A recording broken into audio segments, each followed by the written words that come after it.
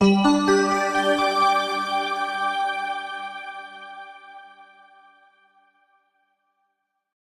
manatlıq kağız pul nişanı tarix mövzusuna həsr edilmişdi. Pulun ön tərəfində qədim Bakı, Şirvanşahlar Sarayı və Qız Qalası köhnə qala divarlarının fonunda verilmişdi.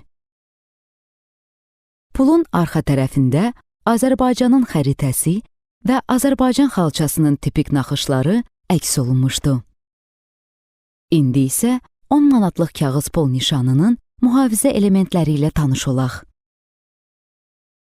Pulun ön tərəfində yerləşən mühafizə elementlərindən biri gizli rəqəmdir. Pulu şaquli istiqamətdə hərəkət etdirdikdə, sol aşağı küncdə rəngi yaşıldan qırmızıya dəyişən möcüzəli rəqəm görünür.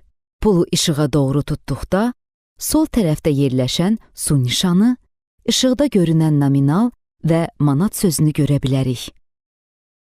10 manatlığın ön tərəfində böyüdücü ilə görünən xüsusi dəqiq cizgilər və mikromətn yerləşmişdir. Pulun sağ aşağı küncünə baxdıqda, nominalın əsas dizayn mövzusuna uyğun olan holoqrafik nominalı görmək olar. Ön tərəfdə yerləşən əsas elementlərdən biri də qabarıq şəkildə hiss olunan relyefli nominaldır. Pulun ön tərəfinə diqqətlə baxsaq, yuxarı hissədə mürəkkəbsiz çap olunmuş AMB yazısını görmək olar. Ultrabənövşəyi işıq altında 10 manatın ön tərəfi ekrandakı kimi görünür. 10 manatın arxa tərəfində üzərinə manat yazılmış metal sap yerləşmişdir.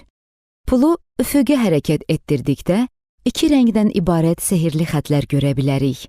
Burada həmçinin mikromətn, xüsusi dəqiq cizgilər və sürət çıxarmaya qarşı xüsusi xətlər mövcuddur ki, bu da pulun həqiqiliyinin tanınmasında əhəmiyyətli rola malikdir. Ultrabənövşəyi işıq altında 10 manatın arxa tərəfi ekrandakı kimi görünür. Pulun ölçülərinə gəldikdə isə uzunluğu 134, eni isə 70 mm təşkil edir.